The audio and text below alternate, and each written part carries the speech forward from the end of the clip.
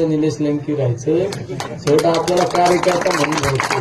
कार्यकर्ता राहिलं तर माणूस जमिनीवर राहतोय. पण जमिनीवर राहणाऱ्या लोकांना पण त्रास देतात. मी आता एका सप्त्याला गेलतो कुठल्या आमच्या चिचंडी पाटीलला.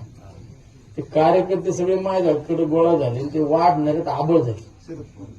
शरद तुमचेच मित्र आबळ झाली. आता आम्हाला सगळे आम्ही सप्तमी यांना विचारा ना.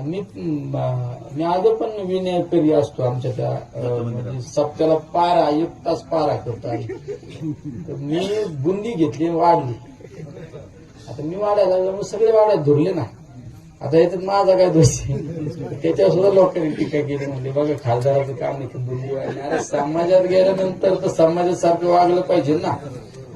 आता थोड्या वेळाने जर सगळे उठून गेले महाराज जर एकटे जर शेणतूर करीत असले ही गोष्ट शेव आहे ना. मी शेण काढू लागले नाही काय ते काय म्हणतात. अरे हे सुद्धा काम आहे खासदाराचं आहे का नाही. हे सुद्धा अरे हातात हात दिला पाहिजे एकमेकाला मदत केली पाहिजे. हे सुद्धा काम आहे. म्हणजे आज तुमच्यासमोर थांबले उद्या काय हे धर्माचं काम आहे ना. धर्माचं काम आहे. उद्या तुम्ही सगळे जर 4 लोक सगळे उठून गेले 4 लोक जर या सतरांच्या उचलायला लागले मी हात लावल्याने काय मी बारीक होणार आहे का. हे काय कोणाच्या घरात हनुमंत महाराजांच्या घरचं काम आहे का. समाजाचं काम आहे ना. हे समाजाचं हे तर करायला पाहिजे. त्यामुळं आपल्याला काही मोठं व्हायचं नाही. आपल्याला कार्यकर्ता राहायचं. कार्यकर्ता जोपर्यंत नाही ना तोपर्यंत जमिनीवर राहतो माणूस. एकदा का डोक्यात हवा गेली मी कोणीतरी झालोय मग मला पण वाटतं मला खुशी पाहिजे होती महाराजांच्या शेजारी.